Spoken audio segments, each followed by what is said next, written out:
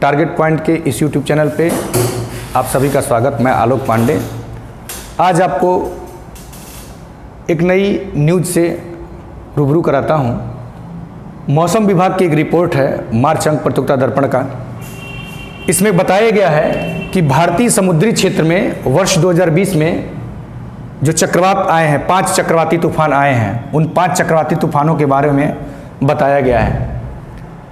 तो हम देखेंगे कि 2020 के दौरान भारतीय समुद्री क्षेत्र में आए भीषण चक्रवाती तूफान, मौसम विभाग की रिपोर्ट। थोड़ा सा मौसम विभाग के बारे में पुनः रिवाइज कर लेंगे। मौसम विभाग की स्थापना 1875 ईस्वी में हुआ था और भारतीय मौसम विभाग का मुख्यालय नई दिल्ली में है। भारतीय मौसम विभाग पृथ्वी विज्ञान मंत्रालय के तहत काम करती है। अब देखते हैं इस रिपोर्ट में, मौसम विभाग की रिपोर्ट में क्या कहा गया है। कहा गया कि भारत के तटवर्ती समुद्री क्षेत्र में 5 चक्रवाती तूफान वर्ष 2020 के दौरान आए।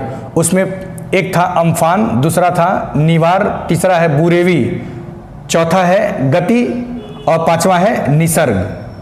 तो इसमें गति और निसर्ग, जो गति है और निसर्ग है वो अरब सागर के ऊपर आया था। ये जो गति है और निसर्ग है वो अरब सागर के ऊपर आया था। और जो अम्फान है, निवार है और बुरेवी है वो आया है बंगाल की खाड़ी के ऊपर।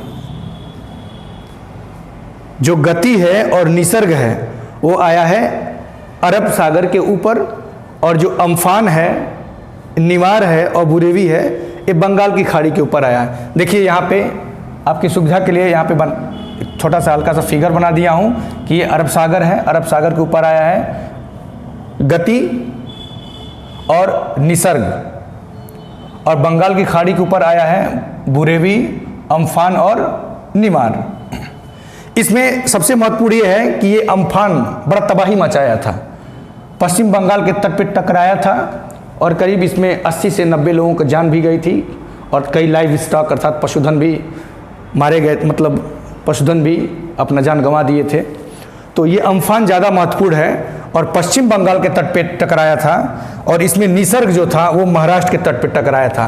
ये सब भी टकराए थे लेकिन इनका कोई डिटेल बहुत ज़्यादा पूछेगा नहीं। ज़्यादा नुकसान ये किया था तो अम्फान के बारे में पूछ सकता है और निसर्ग के बारे में पूछ सकता है। तो ठीक है, इसको आप लोग कॉपी पेन से नोट कर लीजिएगा, कॉपी पेन लेकर के नोट कर लीजिएगा, परीक्षा के लिहाज से बहुत महत्वपूर्ण है।